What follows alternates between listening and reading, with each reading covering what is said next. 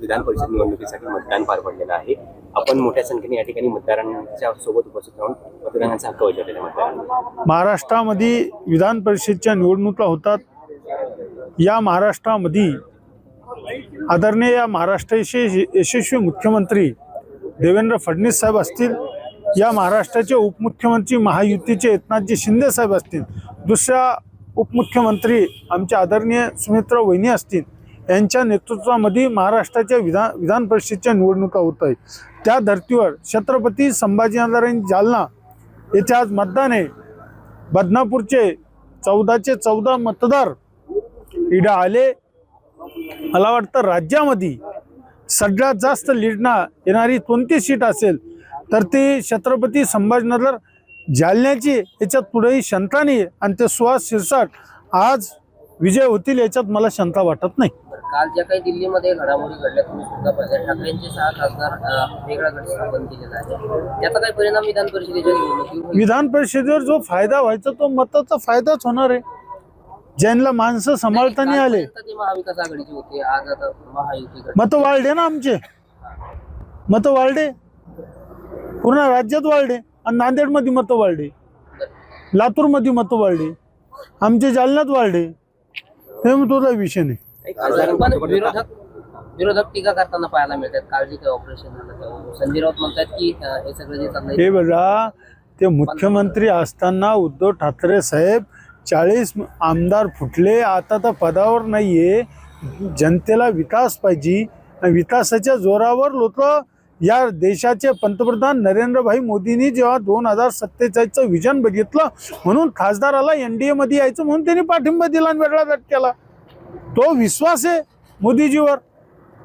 पण संजय राऊत म्हणतात की जुन्या हमी भावातच खासदाराची खरेदी झाली नाही। संजय राऊतला हमी भाव काय आहे माहितीये, त्याला रस्ता माहितीये भाव, त्यांना जर घेतलेच नाही त्याला भाव रस्ता माहिती, म्हणून तो भाव मध्ये सामील असं आतून त्यांना तर सरकार घातलंय मागचं, तोच पैसे घ्या म्हणतो। म्हणजे गुवाहाटी प्रकरणाचा संदर्भ त्याला तेव्हा पैसे दिले तेव्हा तो फुटला, तो बी त्याच्यात सामील आहे। म्हणून आम्ही भावाचा त्याला रस्ता माहिती भाव काय भाव म्हणून भाव देऊ काही नाही।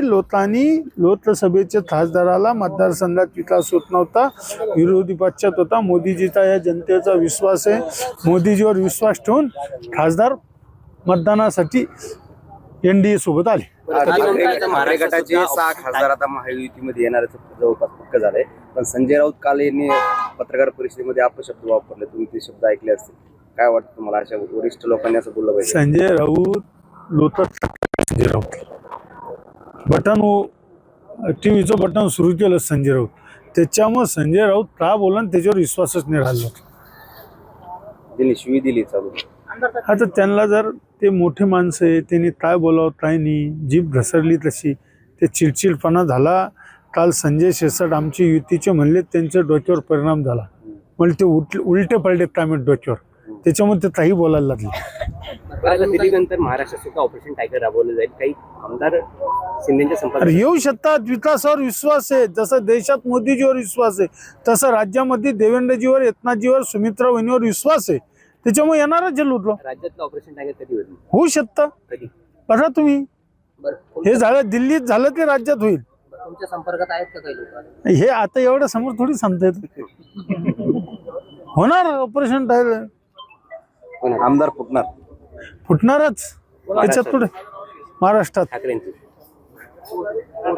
पण उद्या वर्धापन दिन आहे शिवसेनेचा। मागच्या वर्धापन दिनाच्या दिवशी संजय राऊत असं बोलले होते की हा जो काही शिंदे गट आहे त्यांनी मुंबईला हा वर्धापन दिन घेऊ नये। सुरतला स्थापन झालेला आहे आणि त्यांच्या पक्षाच्या आम्ही काय बोलते संजय राऊतची आता येथून तिच्या निवडणुकीला त्यांना उमेदवार भेटणार नाही, हे ध्यानात ठेवा।